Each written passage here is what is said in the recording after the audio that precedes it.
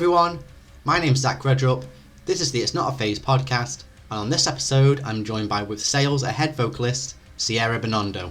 We talk about their debut album, Infinite Void, why it took almost 6 years to make, being inspired by Lower Definition, their ongoing relationship with the band Pulses, and loads more. Before we get into it, if you enjoy this podcast, then please consider taking a few seconds to help me out by supporting it. You can hit subscribe or follow, leave a review or comment, give it a follow on social media, and if you want to go the extra mile, there's also a Patreon and a merch store. You can find all the links to everything you need in the description, or you can head to itsnotaphase.co.uk. With all that out of the way, here's my chat with Sierra. What's up everybody? Thank you for joining me on this episode of It's Not a Phase, where I'm joined by Sierra Binondo, who is the vocalist of With Sales Ahead. How's it going? Great, how are you? All good, all good. Thanks for taking the time to, have a little chat with me about the new record, which we'll dive into soon.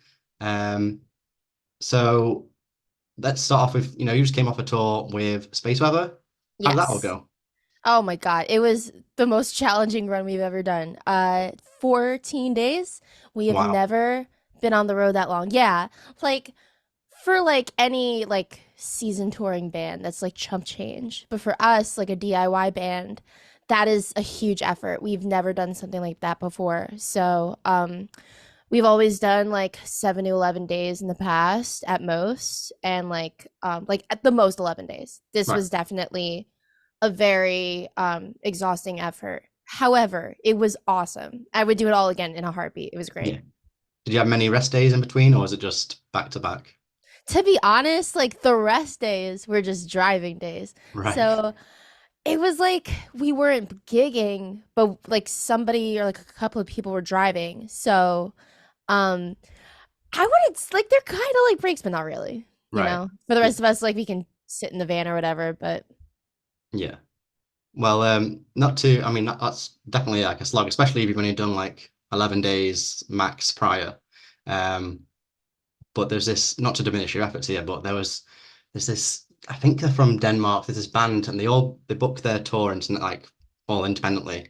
And I think with maybe 5 off days in between for traveling from another country to another, I think they booked a tour that lasted from May to September. I think there was 200 dates, and the tour poster was just it was reading in terms and conditions. It's and you said there's only 5 days of rest or driving. So, yeah. Oh my God.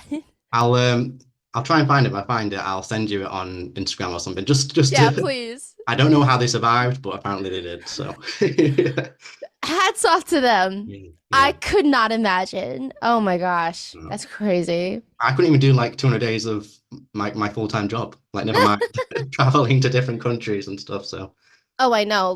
Now knowing I've been touring for years, but knowing what a week is 2 weeks, and then just extending that with no breaks Yeah. for months, that is crazy. Yeah. But respect to them. Yeah, For respect. sure. Yeah. Am I right in thinking that your band name, it comes from a Lower Definition song, doesn't it? Certainly. Yep. Yeah, we're not our Twitter bio for a long time was we are not nautical guys. We just love Lower Definition. It's I think about this pretty often. It's kind of you think it's a pop punk band. I don't know, the whole nautical theme was really big with pop punk for Yeah. a long time. Yeah, So it's Chunk, no, Captain Chunk. That's yeah. nautical, yeah. Yeah. Yeah, but yeah, it's literally just I'm not really great at naming stuff. So I am a huge Lower Definition fan. That's literally the impetus for this project. And I heard Miami Nights for the first time and I was like, oh, this song rips. And when it came time to name the project, I was like, something about that combination of words that jumps out to me. Yeah. And they're a great band. I don't think they got their dues, really. I mean, they're still going now, I think, No. aren't they? But on a part-time kind of thing. Yeah, they started their full length 2 years ago or so, I thought. And then completely they dropped a few singles and it looked like it was building up steam towards an album, a tour. And then they went silent, but I understand it. They all work full time. They're just all of us trying to make it all work. So I know Eddie Marshburn posted an update not too long ago. I think it's still in the works. They're kind of just going at their own pace, but I'm here and waiting when they're ready. Yeah, I'd rather they not rush it and just put out something they're happy with. I think that's the way albums should be. Like, but I guess in this Absolutely. kind of climate, like some bands are putting out singles every month, every 2 months or something like that, and it's just never ending. I know. Yeah, like as a listener, how does it make you feel just out of curiosity? Like the current like cadence of how bands like release music, cuz like for me, like as an artist, I it's exhausting, but Yeah, also like as a listener, like it does feel like a constant barrage. In the same breath though, like I understand, like I mean now having gone through it, like algorithms are just so fickle and like they repress your reach if you're not constantly active, yeah, which is like yeah. I mean, I agree, but I guess it's kind of like if you want to kind of be successful, quote unquote, on social media, like if you want to kind of build that following up, that's kind of the same thing, isn't it? You've got to constantly put out content and it's just never ending. I know the need to always be visible. It Yeah, is really it's yeah, crazy. yeah. I think Yeah. like it's yeah. I think it's just on the fan side. Obviously, you're always going to be hyped that there's new stuff coming from people or bands that you enjoy. But from the other Mhm. side, it's kind of like, can I have a break, please? Like, Yeah, please don't forget me. exactly. I know. Yeah, Yeah. yeah. That's just the world we live in, unfortunately. Oh yeah. But yeah, moving on to the debut album, Infinite Void. It's out now for everyone to listen to. If they've not heard it yet, they should go and do that right now after listening to this. Um, so from what I've seen, it's only had positive views, if not glowing reviews. So congrats on that. Thank you so And much. I mean, how are you feeling about the way it's going down with people, and I guess also finally having that weight off your shoulders of this isn't just our album anymore. Other people can listen to it. It's there in the world for people to enjoy. It does feel relieving that it's like out in the world now. Like I don't got to worry about it anymore. Like there's nothing else to do. Like it's just all is said and done. I we were so scared leading up to release day. We were very scared. When the reviews started coming out, that certainly helped us a little bit. Yeah, And then release day, like we were just like floored at the amount of positive, like overwhelmingly like supportive remarks. It was really cool also to like see what tracks like people latched onto. I was really scared no one was gonna like Peach Tea and like the more like chill tracks. yeah, But like a lot of people liked those. So we knew going into this release it was kind of risky to do so many different sounds and genres across the whole record and for our debut like full length too. yeah, But I think it paid off. It's been a slow build. I mean, our release day was like the biggest we've ever had ever, and that felt awesome, and we're so grateful. So now I'm just like, I'm glad that it's out. Excuse me. I'm glad that it's out. I'm glad that like now we can continue to talk about it and like all the songs are available. Like we're really excited to dive into more of the production techniques that we use. Just talk more about the lyrical content and like really just get it out to more folks and everything. yeah. Well, I guess trying all these different things is good as a gauge for like whatever you work on next, because like you say, there'll be things that people latch onto more than you potentially expect, and maybe that's what they want out of with Sales Head. Not that that should dictate 100% who you are and who you become, but it's good to kind of have that, like I say, kind of a feeler of what people are picking up on and what they aren't as much as maybe you would have anticipated initially. Yeah, absolutely. From what we've seen, it's been like people are equally as into the heavy stuff as they are like the lighter stuff, which, like, without giving too much away, are spectrums of our sound that we are definitely trying to explore.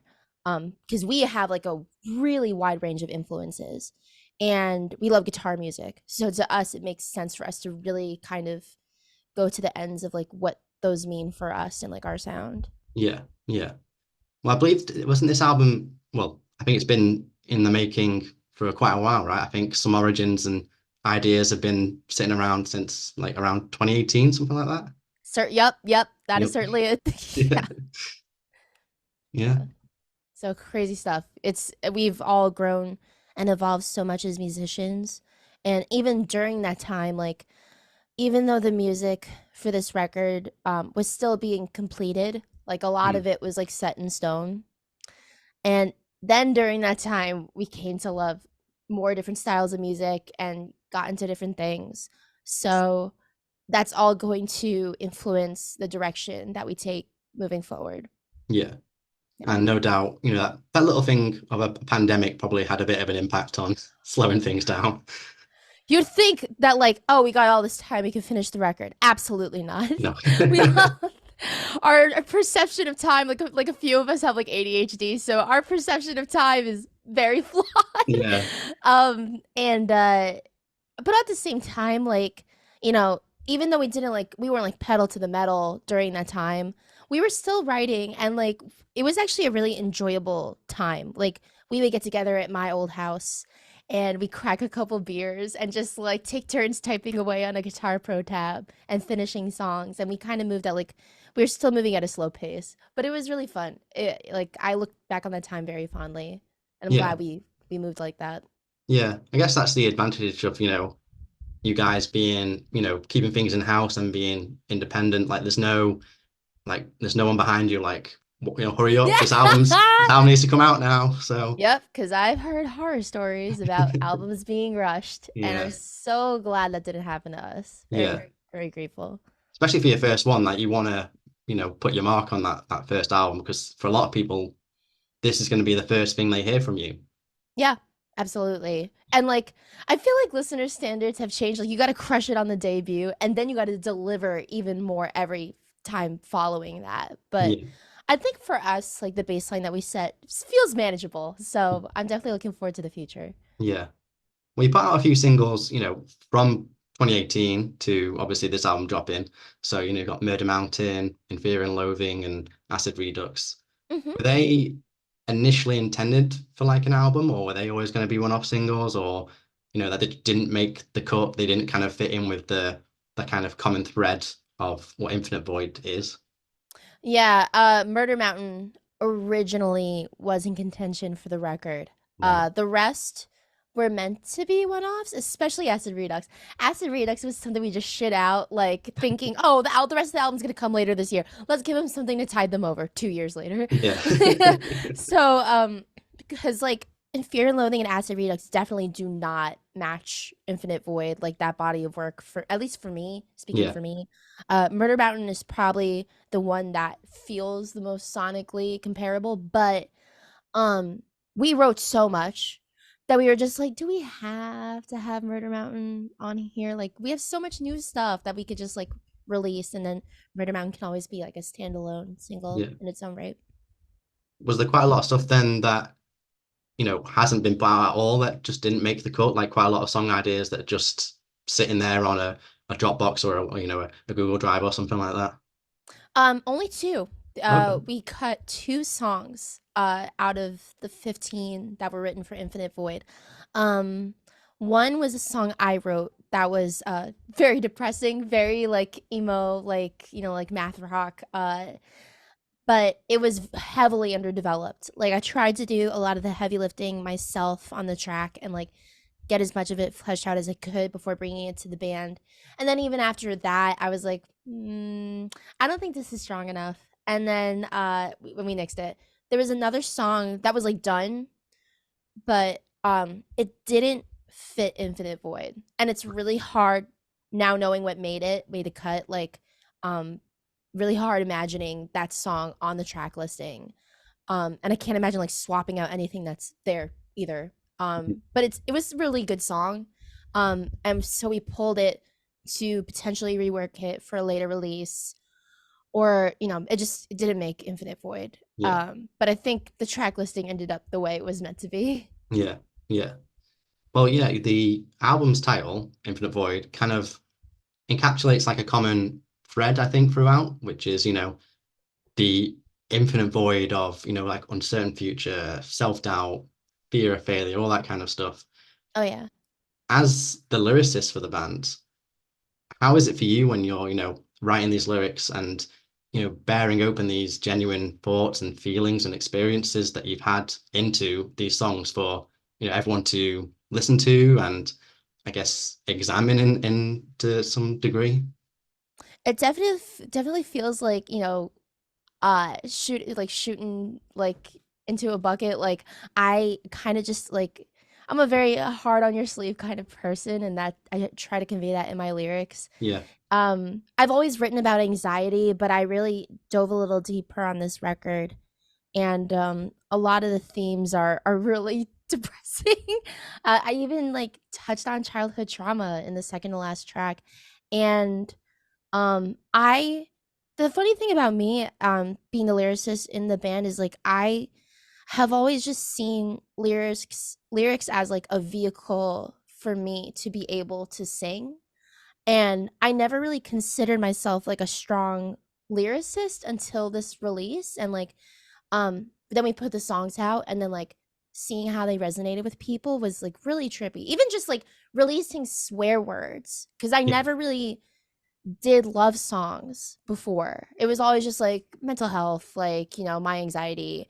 Um and it's not like I didn't think I had anything to say like regarding that subject, like love and relationships, but I didn't think I had like anything interesting to say. But like I'm really happy that like, you know, people reached out and were like, oh, like swear words, or like this song, like I really resonated with that. Like that's so trippy to me, because um I think about how like my favorite lyrics hit me, and like sometimes you go on to learn that they meant something else for the writer. But all in all, like knowing that like people are having their own journey with these songs, like, you know, it makes me want to keep trying really hard as a lyricist. It feels real good. I'm very Yeah. grateful.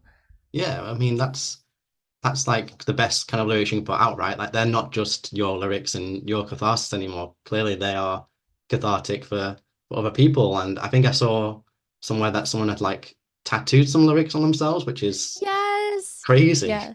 Yeah, that's our friend Sierra. She discovered us through the song In Fear and Loathing. And she was also like we came became friends and came to learn we have so many parallels in our life. It's crazy. And her name is also Sierra, but spelled with a C.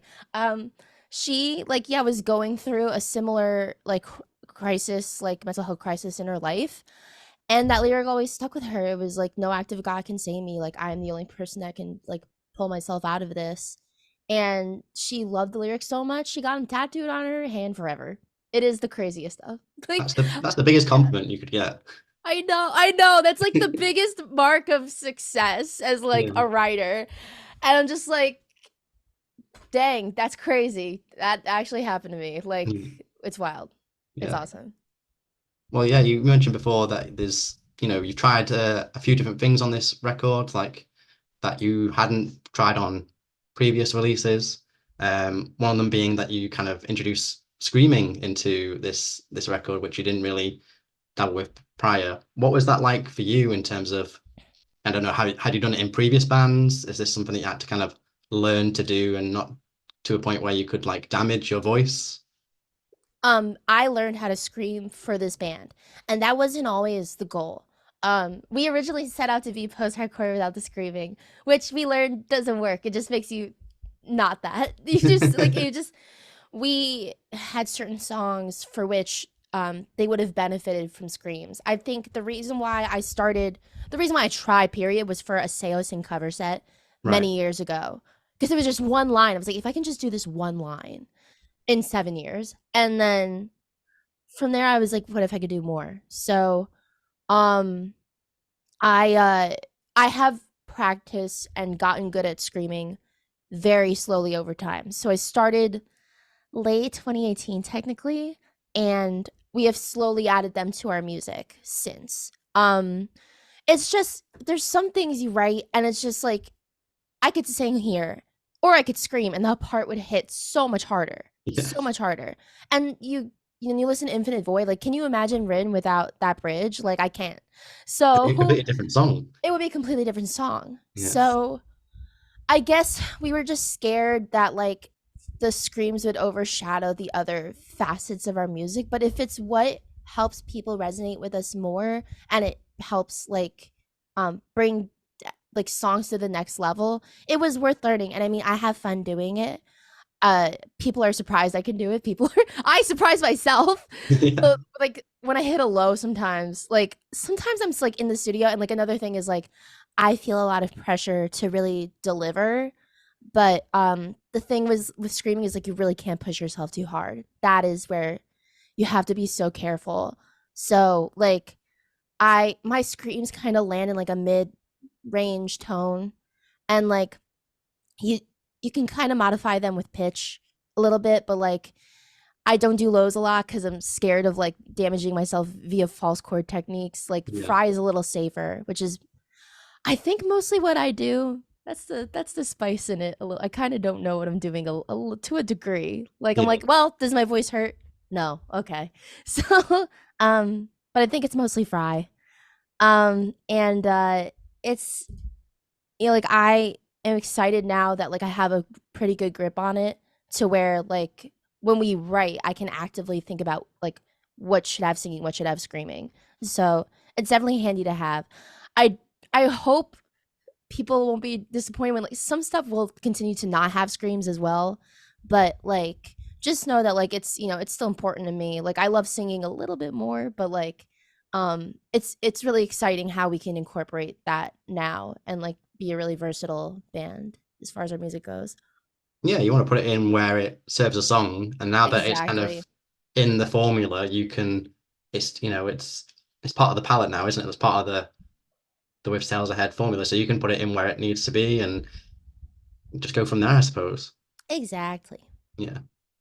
You mentioned you were doing it for like a Saosin cover. How are you feeling Yes. about the whole Saosin situation with what they're doing with like they've got Anthony Green and they've got Cove. I don't know what's going on. I do not know. I don't No. I don't know what's going on. I do know like Anthony seems like he's doing his own thing. Yeah. Um, Cove is back. Cove is, which is, I love both eras of that band. Like we love Saosin. I love both eras of that band. Yeah.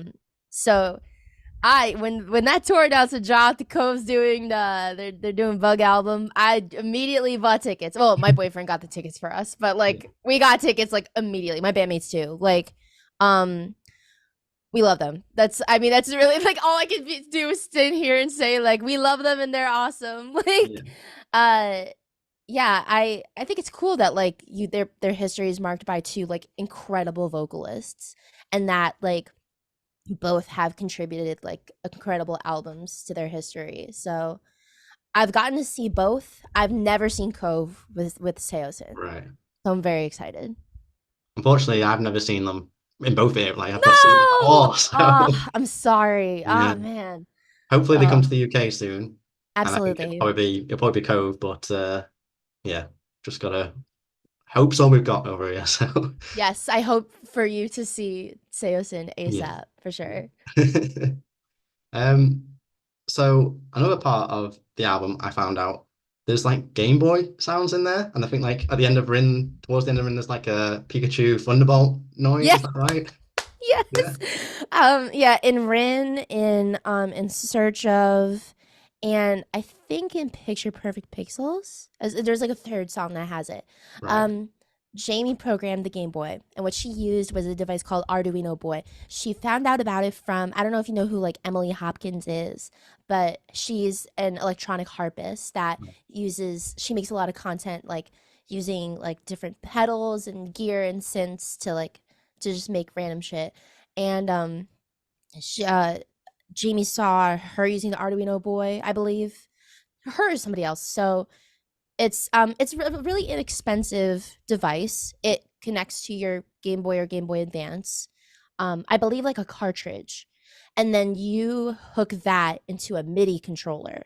And then you can like you turn it on, like you turn on the Game Boy Advance, and with the Arduino Boy cartridge plugged in, it will let you like select the sound bank from on like the handheld console, Okay. and then on the MIDI controller, you can play like different notes and whatnot. You can play like an instrument, or you can also run it straight to your computer. Like you can program the MIDI on your computer, and then like control the sound bank from the Game Boy, and like then you can just go boop boop boop, and like it like prints all of the awesome sounds to your track.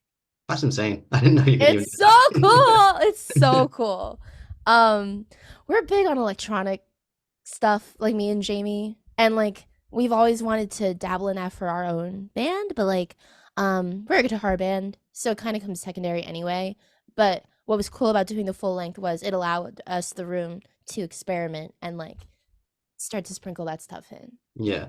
You've got kind of a touch of Nintendo on there. So Yes, which is so yeah. appropriate because we're gamers. Yeah. So, Not but also quite it's very. not quite to the extent of Nintendo Core, like Horse the Band and stuff like that, but Oh no, yeah, but like just just a little. yeah, just sprinkle. Yeah, Yeah. I keep Yeah. doing this. Well, yeah, I can tell from the squishmallows on the back that obviously you're a gamer, Oh, obviously. oh yeah. Oh Yeah. yeah. And you track this all like it's all self-produced and tracked in Joseph's room, is that right? Yes. Yeah. Joe dedicated like 8 months of their life to this thing. Like clocked out of their teaching job, right home to track me or Santino or whoever, all their free time. Yeah. Completely self-engineered and self-produced. That must have taken a while because I know didn't you did some of the like sequencing, didn't you, as part of the production thing? Is that right? Yep, Yeah. exactly. So um I kind of like looked at like I was like big picture guy as on the project as far as Right. that goes. And then Joe was like day to day fine details, like um nailing down tones, like fine tuning everything. Like they're the expert at all this. So like I would just be like, okay, like I think this should be the album order. Like I think we should do interludes here. I think like this should go here because it would transition well from Yeah. this point, and just really trying to make it as seamless of a listening experience as possible. Well, that no doubt, saves you money because, going to the studio isn't cheap and it gives you Yeah. control over how you want the album to be. Like it's the band's album. It's what they want it to sound like. It's how they want it to come out. And I guess, and on top of that, post-release, it kind of makes those kind words that you're getting about this record extra validating because you made it. Like this is all you guys. Oh yeah, no like external producer. Like we got help. Like Yeah. August, who also mixed the record, like also added some elements. Um, but other than that, all us.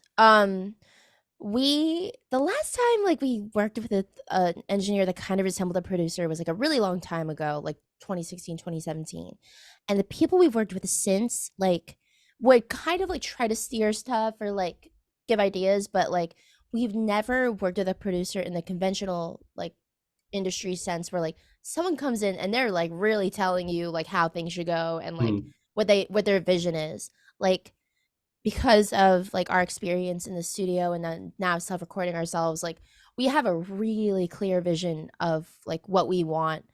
And it's not like we're definitely not like um shut off to like working with somebody else. Right. It's hard to imagine at this stage, but we would like love to have an experience like that, so long it's like, as it's like someone who like is familiar with their music and like gets it, that's like a big thing. But it does feel really good when people are impressed by the production because I'm like, yeah, that's all Joe. Or like they're like, oh, the album order, like the way it like flows. I'm like, yeah, that's awesome. Cause like I really worried about that. I really worried about that for sure. Yeah, it's definitely something to like think about as well, isn't it? Like, especially in this day and age where, production is just such an important part of helping a band or a song or a record stand out. Like, especially in this sea of other releases that get released at the same time, like Yeah. to stick out somehow. I know there's so much good music. It's like the best and the worst time to like be a musician. But Yeah. yeah, there's a lot of good music out there. And like, we just did our best to put our best foot forward. Yeah. We mentioned, you did most of it in-house, but you had a bit of external help. I know you got it mastered by Kris Crummett, who's, kind of the name to go for in that kind of mathy, progressive, post-hardcore kind of sound, which you guys dabble in. What was it like having him on board and having him work on this record?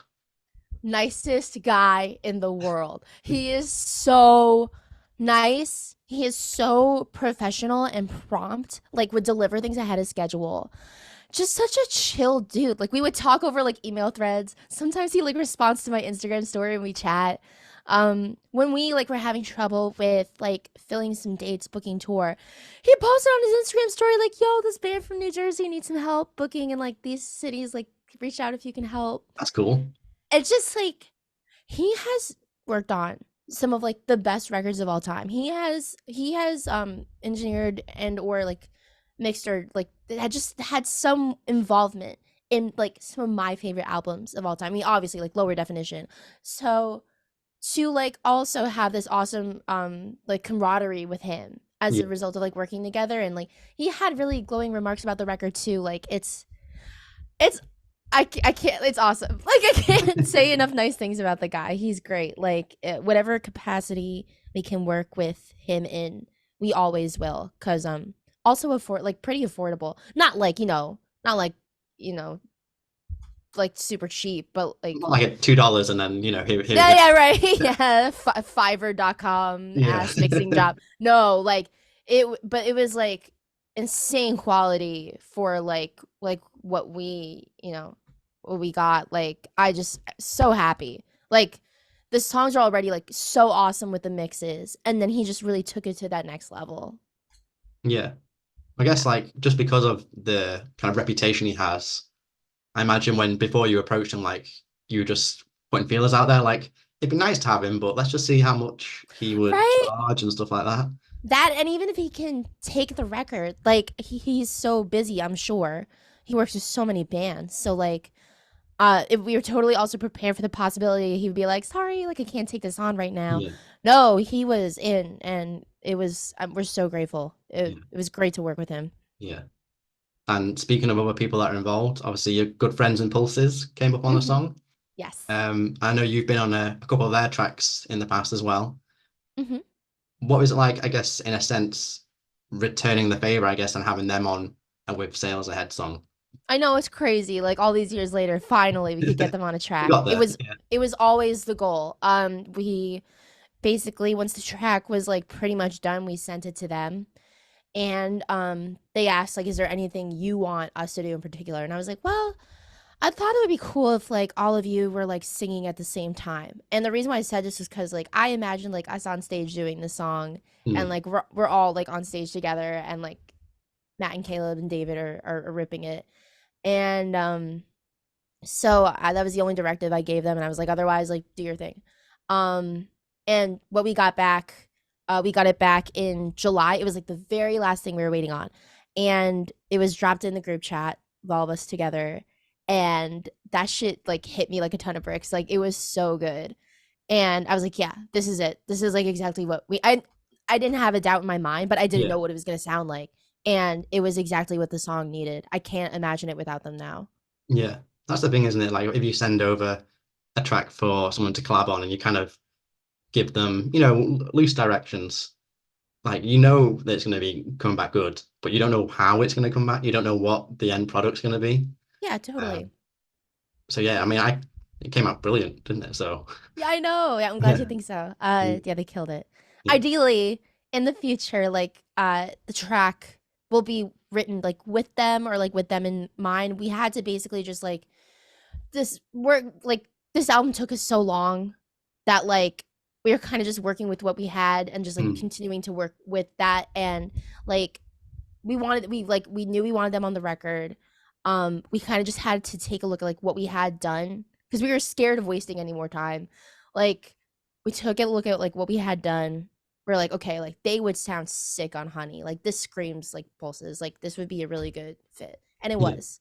So going forward, we hope to be way more collaborative. Like for honestly, I was in the room with them. Like we actually finally got me in the room, and like I hashed those melodies out together with them, and right, like we did like a scratch track. And so I would love for that to be the precedent like moving forward, like preferably in a room together, or like we're just like a little more like hands-on, like they're more hands-on with like our stuff when we bring them in on a track. yeah.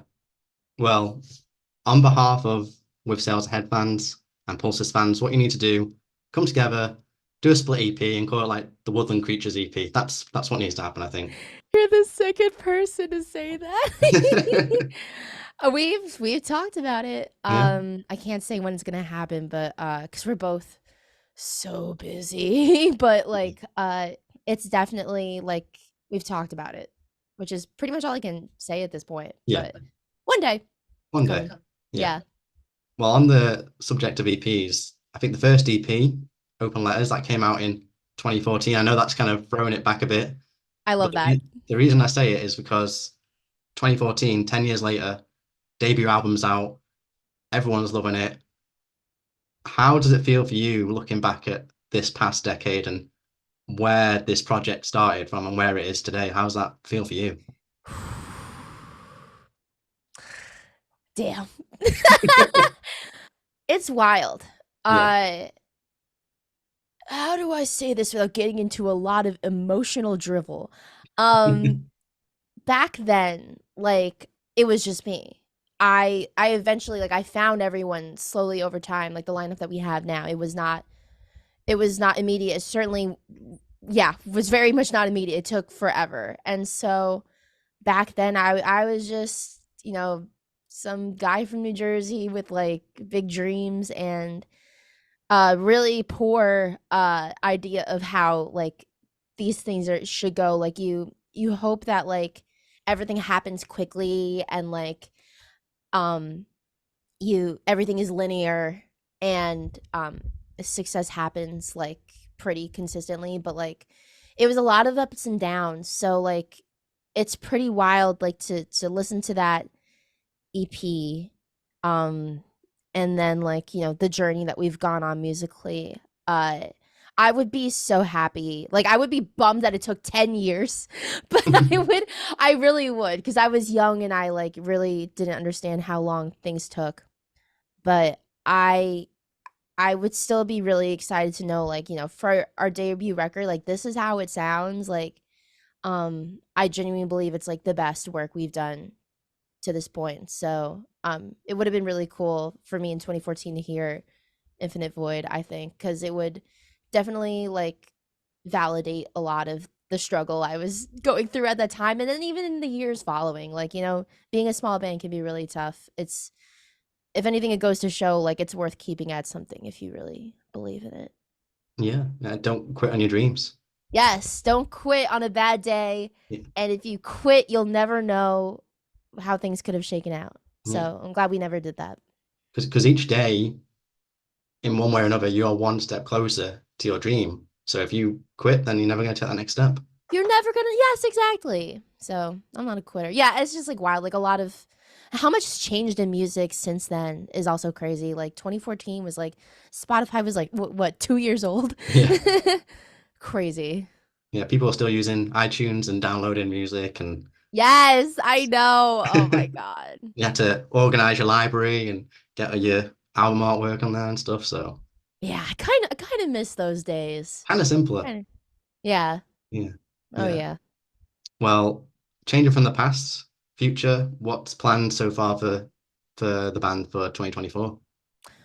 We are going to go on tour again in the fall. It's gonna be a shorter run. It's gonna be a Not shorter 14 run. days. No, 14 days. Also, because like we're just a bunch of dudes from New Jersey with full-time jobs, so only get so much PTO unless a really big band wants to take us on tour. But yeah, one more run through the end of the year. We're gonna be doing a lot of local stuff. So we're local to New York, Pennsylvania, New Jersey. So hitting those cities all summer. Hopefully other stuff though, like because of our location in the Northeast US, like we could drive out to Chicago one weekend if we wanted, or down to Virginia. Right. We got some stuff to sort out. So and also things get booked up so fast now. Like we're currently booked for a gig in December. Wow. Right, it's so crazy. Like things have changed so much. Like I'm like, do I gotta be thinking about like spring next year already? Yeah. Like I You can't gotta wrap my organize head your around Christmas that. stuff already. Like, Oh, I know. Like, yeah. oh my god. Like, can we all just slow down? But I think the most we'll do is like Northeast or like Midwest stuff through the end of the year, but that's all TBD. Like I said, got some stuff to sort out. Um hopefully, hopefully a one release before the end of the year. Something quick, something super like just like a single, I think. And just writing, and that's really it. And a second album by 2034? Is that what we're looking at? Yes, yeah. For absolute sure, yeah. Yeah. We already the With Sales Ahead roadmap is actually looking pretty nice. We've already talked about like what comes next after this and then after that. So it's nice to have clarity creatively. Yeah. Awesome. Well, thank you very much, Sierra. I really appreciate having a chat with you. Speaking about the new album, Infinite Void, which is amazing, by the way. One of my favorite Thank you albums so of the much. year. So Zach, thank you so much. such a great Dude. record. So you should be proud of that. Thank you. Thank you for bringing me on to chat. This is really fun, and I really appreciate us hanging out together and talking music. Speaking to someone from the other side of the pond, so there you go. Yes, absolutely. Before I let you go, any final words? Anything you want to say or plug? Floor's yours. Yeah, sure. So, please, if you have not streamed my Band with Sales Ahead's record, Infinite Void, please do. We're very proud of it. It's available on all major streaming services. You can also buy a physical copy on our website, withsalesahead.com. We have vinyl and we have CDs. Right now, we just have plans to tour the Northeast and maybe the Midwest. So definitely follow us on social media at With Sales Ahead if you'd like to come see us at a show. And generally just keep in touch. We're super active on social. We also have a Discord server with pulses called Creature Posting. You can find the link to join that in both of our social bios. Awesome. That's great. Thanks very much, Sierra. Thank you, Zach. Yeah, let's keep in touch. I'll send you that insane tour poster that I talked about. Please do. I'm so curious. Yeah, and then you'll know what the bar is to hit. So. Oh yeah, I know. With Sales Ahead, 5-month tour. Yeah. 3 rest days. Yeah, that's the goal. Yeah, thanks again. Enjoy the rest of your day, and yeah, see you later. You too. Thank you so much. Bye. Have a good night. And that's it. Thanks so much for tuning in to It's Not a Phase. If you enjoyed this episode, then don't forget to hit subscribe so you don't miss out on any future episodes. Leave a thumbs up if you're watching on YouTube, follow the podcast on social media, and maybe even join the Patreon or grab some merch from the store. You can find everything that you need at itsnotaphase.co.uk. That's itsnotaphase.co.uk. Thanks again, hopefully catch you on the next one, and remember, it's not a phase, it's a lifestyle.